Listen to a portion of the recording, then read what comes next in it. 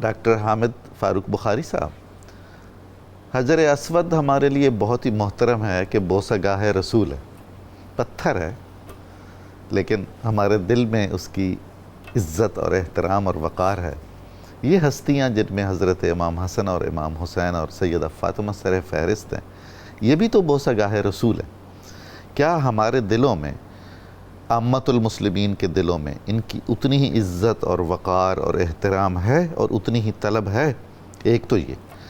دوسرا، اب وہ ماحول ہمیں بتائیے، ایسے قدسی کھلا رہے ہیں حضرت امام حسن کو، بہن بھائی ہیں، والدین کریمین ہیں، اور کائنات کے مربی اعظم کی تربیت میسر ہے۔ ارشاد فرمائیے۔ بسم اللہ الرحمن الرحیم۔ قبلہ آپ نے بڑا بنیادی نقطہ ارشاد فرمایا کہ یقیناً وہ حجر اسود ہمارے لیے معتبر ہے، اور حضرت امام ترمذی نے یہ قول حضرت فاروق اعظم کا نقل کیا، یعنی آپ کا عقیدہ ہم تک پہنچا ہے کہ میں اس لیے تو نہیں اس پتھر کو چوم رہا کہ کوئی نفع نقصان کا معاملہ ہے، میں صرف اس لیے چوم رہا ہوں کہ میرے محبوب اسے چوما کرتے تھے۔ سبحان اللہ۔ یعنی وہ نبی جس کے اختیارات کے حوالے سے بھی ابھی تک امت میں کنفیوژن ہے کہ اللہ نے کتنے اختیارات دیے، اس کا اندازہ بھی اس سے ہوتا ہے کہ وہ نبی جس پتھر کو چوم لے وہ پتھر بھی مختار کل ہو جاتا ہے۔ تو اگر پتھر کو آقا نے 2 بار چوما، 4 بار چوما، تو وہ پتھر اتنا معتبر ہے کہ زندگی کے سارے گناہ چوس لیتا ہے۔ تو جناب حسن اور حسین کو تو آقا صبح بھی چومتے ہیں، آقا شام بھی چومتے ہیں۔ حضرت امام حسین علیہ السلام نے ایک مرتبہ عرض کیا اپنے بھائی جان کی خدمت میں کہ اللہ نے آپ کو مجھ سے زیادہ خوش نصیب بنایا ہے۔ تو آپ فرمانے لگے آپ سے زیادہ میں خوش نصیب کیسے ہوں؟ تو حضرت امام حسین کا ذرا جواب سنیے۔ آپ فرماتے ہیں کہ دیکھیے کہ جب میں دنیا میں آیا ہوں آپ اس سے پہلے یہاں موجود تھے، جب میں اپنے نانا کے کندھوں پہ سوار ہوتا ہوں تو آپ ساتھ ہوتے ہیں، بابا اٹھاتے ہیں تو آپ ساتھ ہوتے ہیں، ماما اٹھاتی ہیں تو آپ ساتھ ہوتے ہیں، لیکن جب آپ آئے تھے تو جس طرح ڈاکٹر صاحب نے فرمایا بلا شرکت غیرے، کوئی اور نہیں ہے، اللہ رب العزت نے یہ سعادتیں آپ کو عطا فرمائی ہیں۔ اور ہمیں گرامر کے اعتبار سے یہ بھی سمجھنا چاہیے کہ حسین اس میں تصغیر ہے۔ حسین کا مطلب ہی یہ ہوتا ہے کہ چھوٹا حسن۔ حسین کا اپنا کوئی وجود نہیں، کوئی اپنا معنی ہی نہیں ہے، حسین کا مطلب ہی چھوٹا حسن ہے۔ تو ابھی تک امت چھوٹے حسن کی معرفت تک نہیں پہنچ پائی، وہ حضرت امام حسن علیہ السلام کی معرفت کیسے سمجھے گی؟ لیکن جو آپ کا بنیادی سوال وہ تو یہ ہے کہ کیا طلب ہے یا نہیں، جستجو ہوتی ہے یا نہیں، وہ شاید ہم ابھی تک ہم وہاں نہیں پہنچے۔ لیکن حضرت امام شافعی ارشاد فرماتے ہیں یا آل بیت رسول اللہ حبکم فرض من اللہ فی القرآن انزلہ یکفیکم من عظیم الفخر انکم من لم یصلی علیکم لا صلاۃ لہ، کہ جو تم پہ درود نہ پڑے اس کی نماز ادا ہی نہیں ہوتی۔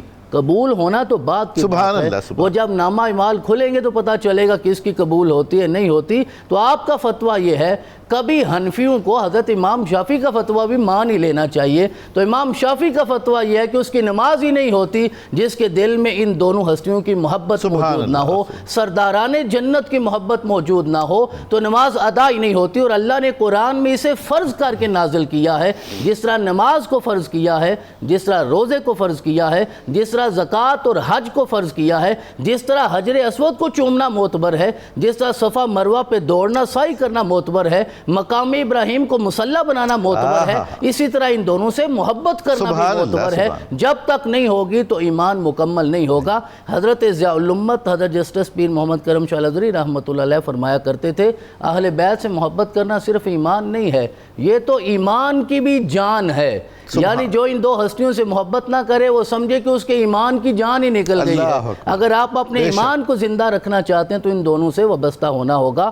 اور جو آپ نے ارشاد فرمایا کہ آپ کی تربیت، آپ کے اخلاق، آپ کی عبادات، تو حضرت امام ذہبی کا ایک معروف قول ہے جو آپ نے سیر و اعلام النبلاء میں فرمایا ہے، یہ ایک شذرہ ہے جو آپ نے آپ کے سارے اوصاف کو بیان کر دیا۔ فرماتے ہیں کان الامام الحسن بن علی سیدن وسیمن جمیلاً عاقلاً رزیناً جواداً ممدحاً خیراً کمال ہے، وارعن محتشمن کبیر الشان۔ سبحان اللہ۔ تو حضرت امام ذہبی فرماتے ہیں کہ عربی لغت میں جو بھی اعلیٰ وصف ہے اللہ نے حضرت امام حسن کو عطا فرمایا، اور یہ اشارہ ہوا جن کے نام میں حسن ہے ان کے کام میں بھی حسن ہے، اللہ نے اتنا اعلیٰ بنایا۔ اور قبلہ پروفیسر صاحب نے ابتدا میں فرمایا نا، یہ 4 نام ہیں جو ان ہستیوں سے پہلے ہمیں کہیں نظر نہیں آتے۔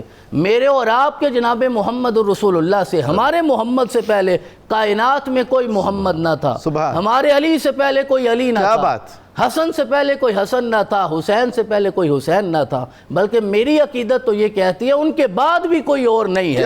اب کوئی محمد نہیں ہوگا، جو بھی ہوگا وہ غلام محمد ہوگا، کوئی علی نہیں ہوگا، غلام علی ہوگا، حسن نہیں ہوگا، غلام حسن ہوگا، حسین نہیں ہوگا، غلام حسین ہوگا۔ تو امام ذہبی فرماتے ہیں کہ یہ سید ہیں، سید نسب کے اعتبار سے بھی اور حسب کے اعتبار سے بھی، یعنی کائنات کا جو سب سے پہلا نسبی سید ہے وہ حضرت سیدنا امام حسن علیہ السلام کی ذات گرامی ہے۔ اللہ نے وسیماً جمیلاً یعنی خوبصورتی بھی عطا فرمائی، وجیح بنایا۔ اس سے زیادہ وجیح کون ہوگا جسے اللہ نے سر سے لے کے ناف تک محمد رسول اللہ کے مشابہ بنایا ہے۔ یہ جملہ از خود آپ کی خوبصورتی اور جمال کو بیان کر رہا ہے۔